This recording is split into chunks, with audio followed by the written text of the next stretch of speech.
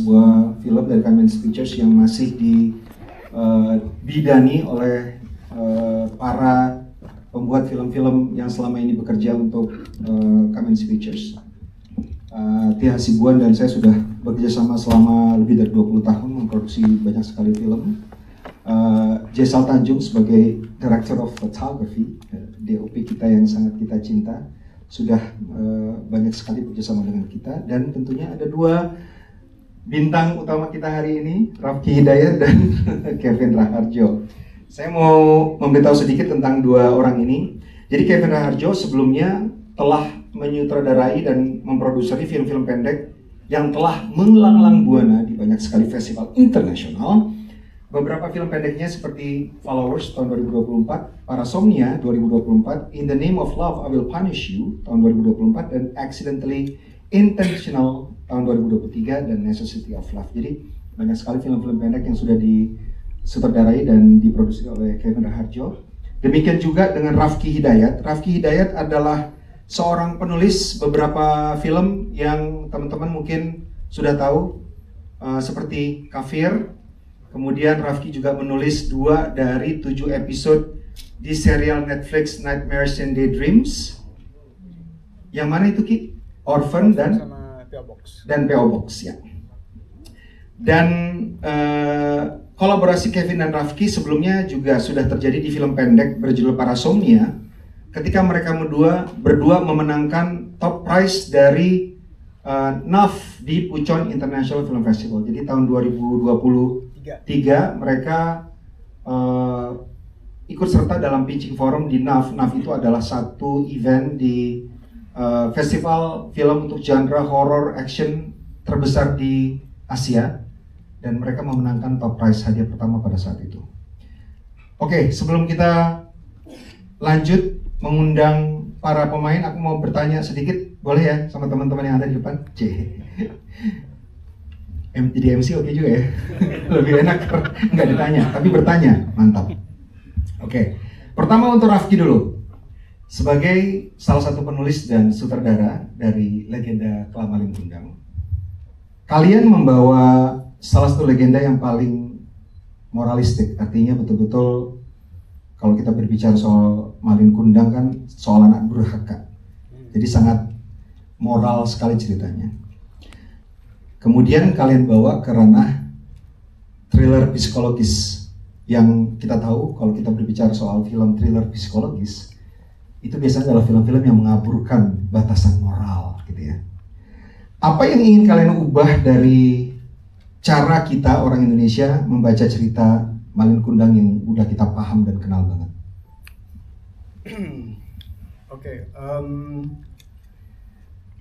Kalau kita ngobrol soal Malin Kundang itu yang langsung ada di dalam benak kita kan pasti kata durhaka ya.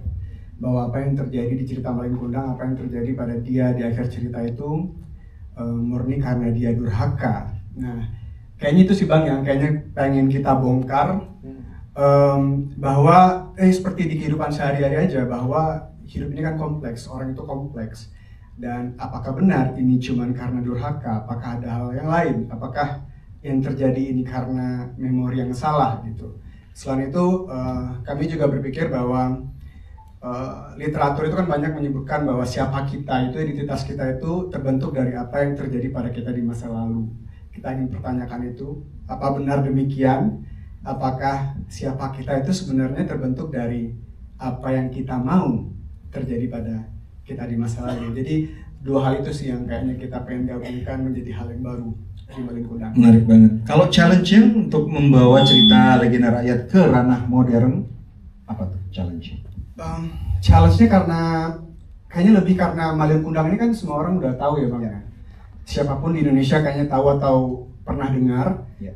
Kami itu pengen sekali untuk menjaga marwah, menjaga ruh dari Malin Kundang ini. Cerita soal anak durhaka, bagaimana dia merasa bersalah, tapi kami juga ingin menampilkannya dengan tidak klise ya. Itu challenge pertama.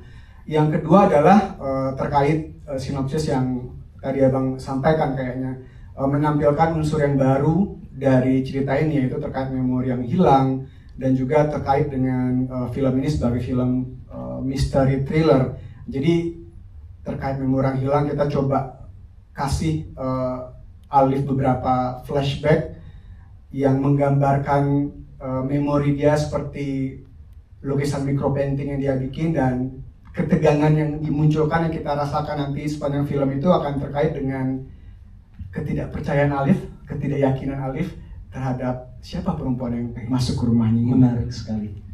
Jadi kalau misalnya legenda Kelamalin Kundang, dia pulang kampung dan melihat ibunya kok miskin dan tua dan dia tidak akui. Nah kalau di legenda Kelamalin Kundang yang kita buat ini, ibunya yang datang. Gitu ya. Ibunya menarik banget nih. Untuk Kevin, aku pengen tanya. Kita pernah diskusi, film ini kan menempatkan penonton di tengah-tengah adegan ya. Jadi kalian ingin membuat film ini terasa imersif sehingga kalau nonton film ini penonton akan merasa ada di tengah-tengah adegan dan merasakan kebingungan yang dirasakan oleh Alif.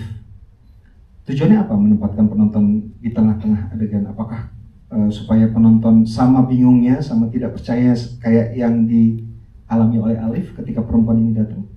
Ya sebenarnya mungkin dari diskusi kita berdua secara treatment mungkin, jadi menempatkan kamera itu di posisi Alif, jadi kamera itu adalah point of view Alif, jadi kita bisa ngerasain gimana bingungnya Alif, gimana dia nggak tahu sama sekali apa yang terjadi soal masa lalunya dan sebagainya. Dan karena itu kita mendapatkan treatment secara visual juga melalui mungkin kamera yang shaky dan sebagainya, itu sebagai feeling dari Alif dimana dia selalu bimbang gitu.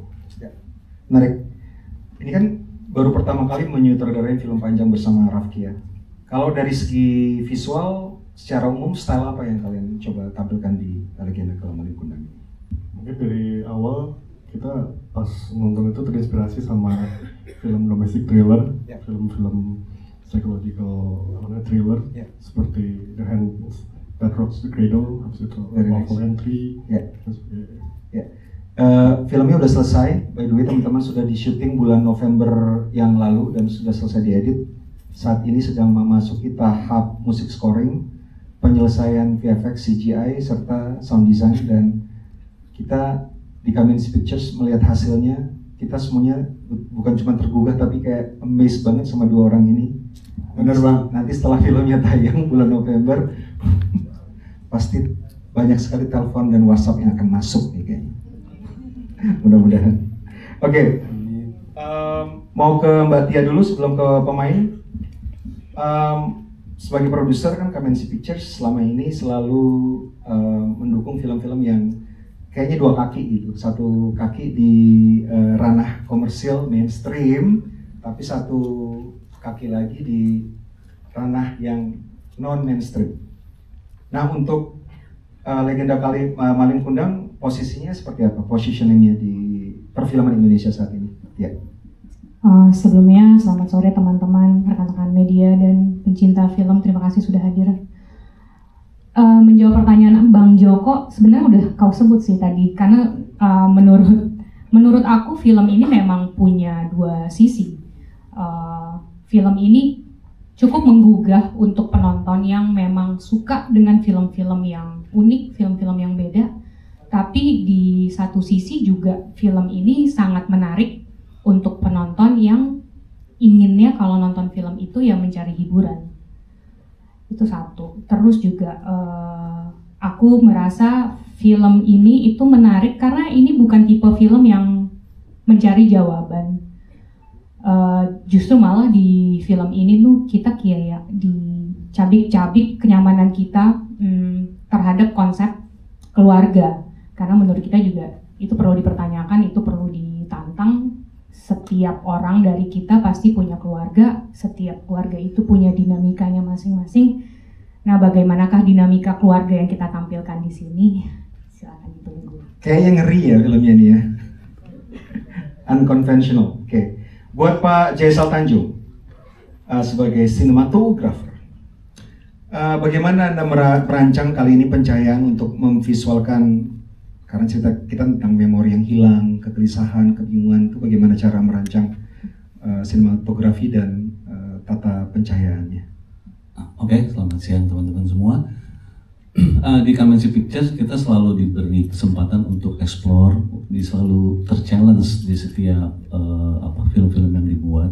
Tentunya di film Malin Kundang, Legenda Kelam Malin Kundang ini, eksplorasi kita cukup banyak dari sisi visual tentunya. Walaupun basic realita yang akan kita tampilkan, tapi juga ada di titik-titik kita menampilkan hyper reality, baik dari pencahayaan, baik juga dari pemilihan lensa untuk mendukung karakter Alif di sini ketika menghadapi sesuatu puzzle memori yang hilang. Jadi ada keburaman yang kita tampilkan baik itu dari pencahayaan maupun dari lensa yang kita pilih gitu ya. Jadi konsepnya sangat kuat banget sesuai dengan kebutuhan cerita ya. Betul, artinya yang kita ciptakan sekarang adalah hal challenge baru lagi yang kita coba hadirkan di film kita. Tentunya menarik sekali dan ya mari nanti kita tonton Bersama.